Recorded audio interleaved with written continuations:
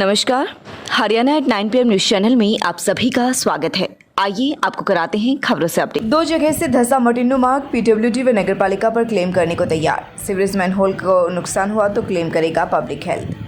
मटिन्नू मार्ग पर 2 sewerage manhole के पास सड़क धंस गई क्योंकि यहाँ पर नालों को इन सीवरेजों में कनेक्ट किया हुआ है, जिसके कारण सड़क धंसी हुई है। सड़क क्यों धंसी है इसकी अभी पूरी तरह से जांच होनी है, लेकिन सीवरेज के मैनहोल के पास से सड़क को धंसने से आशंका सीवरेज लाइन के धंसने की भी लगाई जा रही है। पब्लिक हेल्थ एसडीओ सुदेश का कहना है कि सीवरेज मैनहोल पूरी तरह से ओके हैं, कोई भी सीवरेज मैनहोल नहीं धंसा है, लेकिन नालों की विधिवत कनेक्टिविटी न होने के कारण सड़क टूट गई है और धंस रही है। ऐसे में धंसी हुई सड़क उनके सीवरेज मैनहोल को नुकसान पहुंचा सकती है। इस बात को ध्यान में रखते हुए एसडीएम शिखा को भी मौके का मुआयना दिखाया गया। मौके पर लोक निर्माण विभाग के एसडीओ जेपी गुलिया का कहना है कि उबड़ खाबड़ सड़क को जल्द ही विधिवत करवाया जाएगा। रोड कट के 5.25 लाख दिए हैं, सीवरेज मैनहोल टूटा तो क्लेम करेगा विभाग।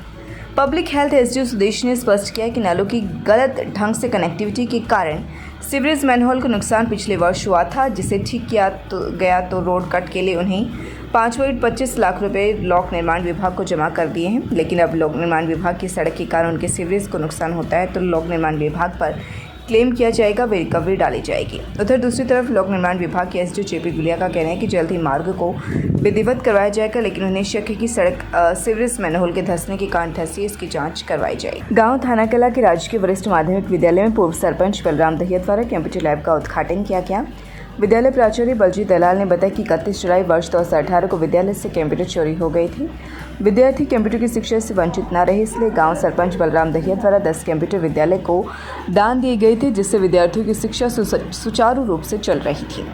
उन्होंने स्वयं भी कंप्यूटर लैब की फिटिंग व अन्य कार्य के लिए 12,000 रुपये की राशि स्कूल को दी है।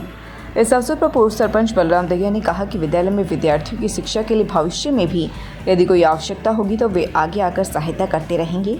इस अवसर पर विजय दहिया, मुकेश, गीता व अन्य शिक्षक मौजूद रहे। लोगों को मॉडर्न कॉलोनियों की हसीन सपने दिखाकर उन्हें अवैध कॉलोनियों में प्लाट बेचने वाले प्रॉपर्टी डीलर खुद बुधवार को डीटीपी के पीले पंजे की चपेट में आ गए। डीलरों के सेक्टर 18 में कमालपुर के निकट बने करीब 1 दर्जन आलीशान कार्यालयों को जेसीबी से धराशाही कर दिया गया।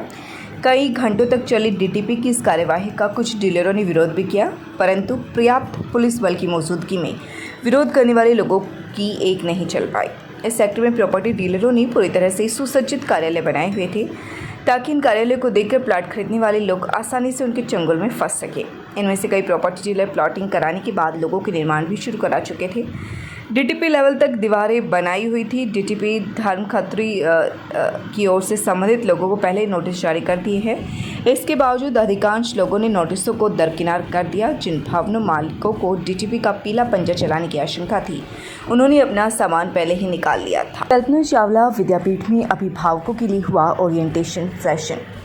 खांडा मार्ग स्थित कल्पना चावला विद्यापीठ में कक्षा प्ले ग्रुप के केजी विद्यार्थियों के अभिभावकों के लिए ओरिएंटेशन सेशन हुआ। इस अवसर पर अध्यापिका मीनाक्षी ने अभिभावकों को बताया कि फोनिक साउंड सिखाकर बच्चों को अंग्रेजी बोलना सिखाया जाता है। बच्चों को गणित के अंकों व हिंदी के वर्णों को लिखना भी अलग अलग तरह से सिखाया जाता है। शिक्षाप्रद कहानियाँ और कविताओं को एक्शन के साथ प्रस्तुत करते हैं। जिस तरह अभिभावक अपने बच्चे को विश्वास के साथ विद्यालय भेजते हैं, उसी विश्वास के साथ बच्चे को सही शिक्षा का मार्गदर्शन किया जाता है। प्राचार्य उषा वत्स ने कहा कि बचपन से ही प्रत्येक बच्चे के जीवन में नई उमंग व नई ऊंचाइयां आकार लेना शुरू हो जाती हैं। बच्चे के व्यक्तित्व विकास में विद्यालय का बहुत बड़ा योगदान होता है। यदि घर पर भी अभिभावक बच्चों की शिक्षा पर ध्यान दे तो बच्चों की प्रगति में वृद्धि होती है। विद्यालय निदेशक धर्मराज खत्री ने अभिभावकों को बताया कि विद्यालय में बच्चों को शिक्षा ज्ञान के साथ साथ सामाजिक व नैतिक ज्ञान भी दिया जाता है।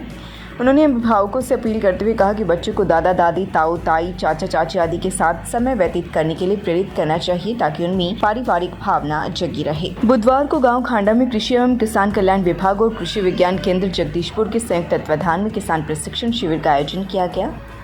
खंड कृषि अधिकारी रविंद्र दहिया ने बताया कि किसानों को शिविर के दौरान मेरा पानी मेरी विरासत योजना के तहत धान छोड़कर दूसरी फसल उगाने पर 7,000 रुपये प्रोत्साहन राशि मिलने की भी जानकारी दी गई है। किसानों को चाहिए कि वे धान की सीधी बिजाई कर कृषि विभाग की योजना का लाभ उठाए। वहीं अगर किसान अपने खेत में देसी कपास उगाते हैं तो उन्हें 3,000 रुपये प्रति एकड़ प्रोत्साहन राशि दी जाएगी। उन्होंने प्रधानमंत्री किसान सम्मान निधि के KYC करवाने के लिए 31 मई तक का समय होने की बात कही है। इस दौरान डॉक्टर संदीप अंतिल, जितेंद्र बामर, कृषि विकास अधिकारी डॉक्टर दीपक शर्मा, दीपक दहिया, दीपक धीमान, रघुराज दहिया, हरेंद्र दहिया, पर्यवेक्षक व विकास चौधरी व किसान मौजूद रहे।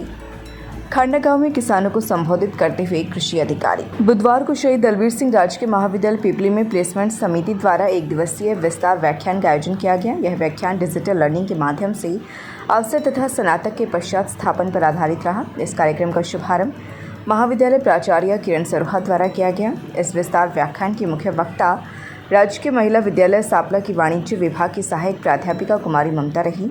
उन्होंने छात्र छात्राओं को बताया कि आज के डिजिटल युग में ई-लर्निंग के बहुत से माध्यम उपलब्ध हैं। डिजिटल ई-लर्निंग आज के समय की मांग है तथा आने वाले समय में इसका और अधिक विस्तार होगा।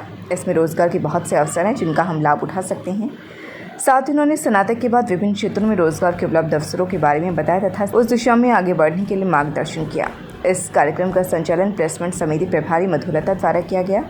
विद्यालय के छात्र छात्राएं इस विस्तार व्याख्यान कार्यक्रम में शामिल होकर दी गई जानकारी से लाभान्वित हुए।